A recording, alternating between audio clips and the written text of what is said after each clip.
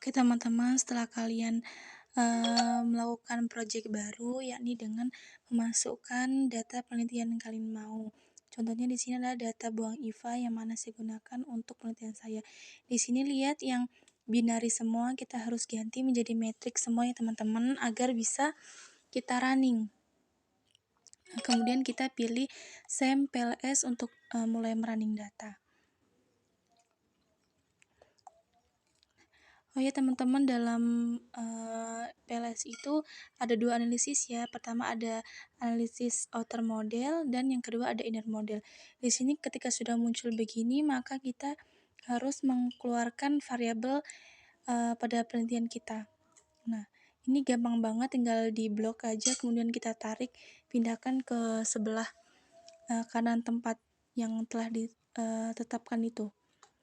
Kemudian kita lihat yang variabel pertama ada GCG, kemudian variabel kedua ada manajemen risiko. Ini kita tinggal atur aja gimana letaknya gitu. Dikeluarkan semua. Oh ya, tadi membahas tentang outer model ya, itu ada beberapa. Yang pertama ada convergent validity, kemudian ada uji discriminant validity, kemudian nanti juga ada AV dan ada composite reliability, yang mana di dalam ketentuannya itu harus memenuhi, yakni harus lebih dari 0,5. Ketika sudah mengeluarkan semua variabel pada penelitian kita, maka kita tinggal ngerapiin aja teman-teman. Ngerapiin enaknya gimana sesuai dengan keinginan teman-teman. Kemudian dilurusin juga. Kemudian lanjut lagi teman-teman, di dalam PLS juga tuh ada yang namanya inner model, yang di dalamnya itu kita akan melihat nilai R-square-nya, dan di situ ada pengujian hipotesis yang mana kita akan lihat mana-mana saja variabel yang akan berpengaruh signifikan dan tidak signifikan nantinya.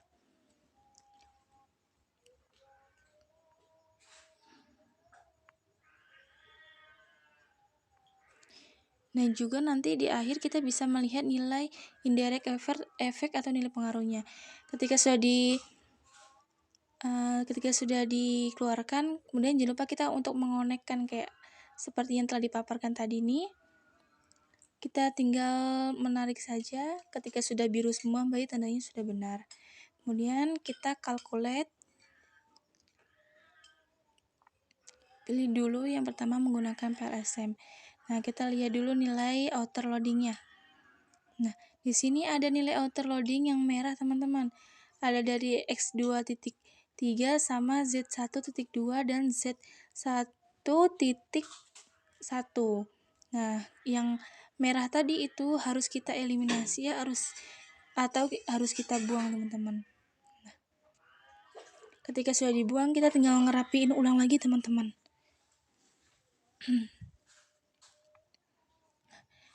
Kita lurusin lagi. Ketika sudah dilurusin, maka kita running ulang lagi teman-teman.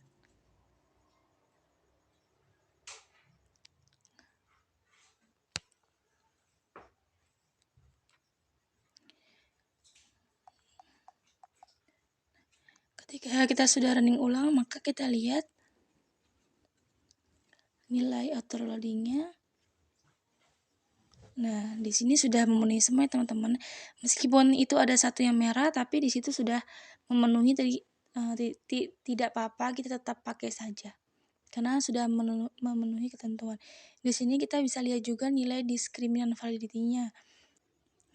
Nah, dapat dilihat dari tabel yang telah ada bahwa nilai discriminant validity yang bisa dilihat dari nilai cross loadingnya, bahwa setiap variabel itu menunjukkan telah memiliki discriminant validity. Karena apa? Karena di mana seluruh variabel laten memiliki ukuran yang berkorelasi tinggi dibandingkan dengan konstruk lainnya.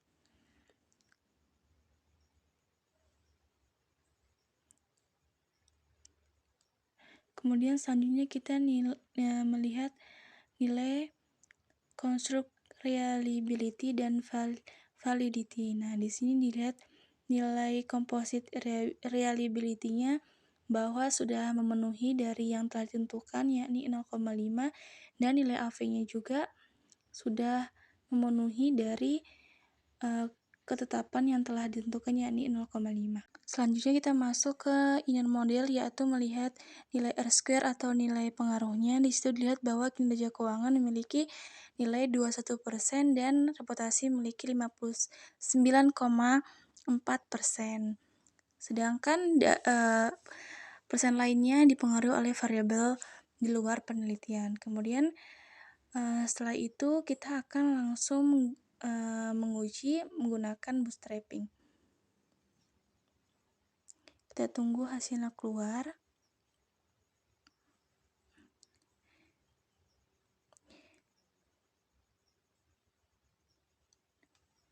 Di sini kita akan melihat nilai pengaruhnya bahwa ada dua variabel yang memiliki pengaruh negatif atau tidak relevan, yaitu GCG ke kinerja keuangan dan manajemen risiko ke reputasi. Sedangkan GCG ke reputasi signifikan dan kinerja keuangan ke reputasi signifikan dan pengelolaan manajemen risiko terhadap kinerja keuangan signifikan.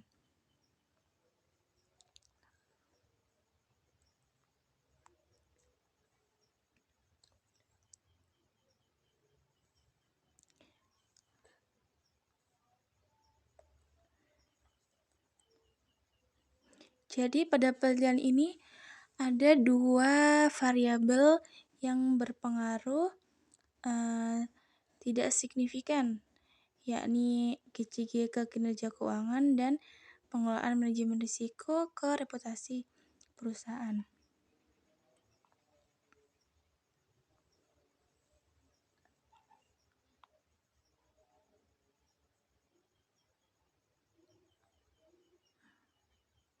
Oh ya teman-teman, di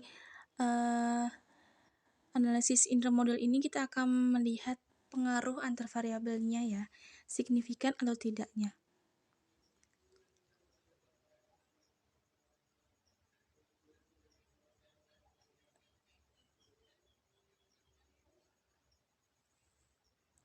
Setelah itu kita bisa melihat nilai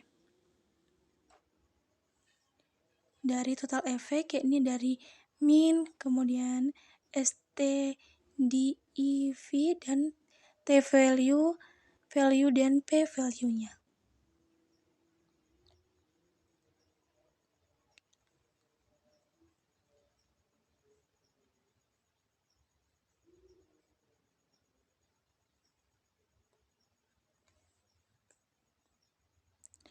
Oh ya teman-teman, dalam pengukuran pengujian hipotesis perlu diingat bahwa T-nya harus lebih dari 1,96 ya agar dia bisa signifikan.